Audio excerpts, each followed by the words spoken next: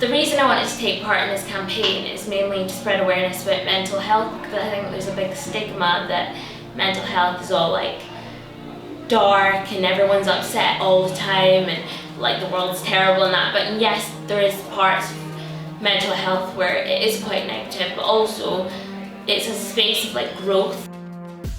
So many people suffer from mental health, especially people with disabilities. And I wasn't ashamed of my physical health, like my body and my chair and my physical organs that were struggling, but I was ashamed of my head struggling. From about 14, 15, I guess I started suffering from like depression. All my friends left me, so I was on my own, and just thoughts keep going through your mind and you somehow manage to sink further and further, and before you know it, you've got depression. I still struggle though, like day to day. Some days you wake up and you can face the world, other days you want to hide under your duvet. And I kind of describe depression a bit like a black cloud like in a cartoon with rain, and everywhere you go it's over you, but no one else can see it. You just smile and look alright, but that black cloud is always there. I suddenly stopped kind of having the motivation to get through the school day, and so I would like not go to school, or I would just lie in bed all day. Why me? Why did this happen to me? Why can't I just be normal? But at the end of this 2-year therapy, after coming to terms and talking about the abuse, and that it wasn't my fault, and accepting that this wasn't my fault, the anger started to slide away.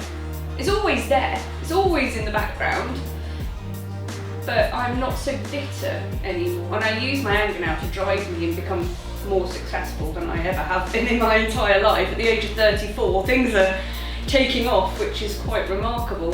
I'd probably say just focus on like breathing. That's, funnily enough, like really key to like your mindset. I think knowing that these feelings will not last forever and that everything is temporary, especially feelings, is a really big thing to remember. It's very easy when you're stuck in that cycle to think, I'm always going to feel like this. I'd say talk to people, because bottling it up is the worst, and you know it's hard to talk to people and you don't want to open up.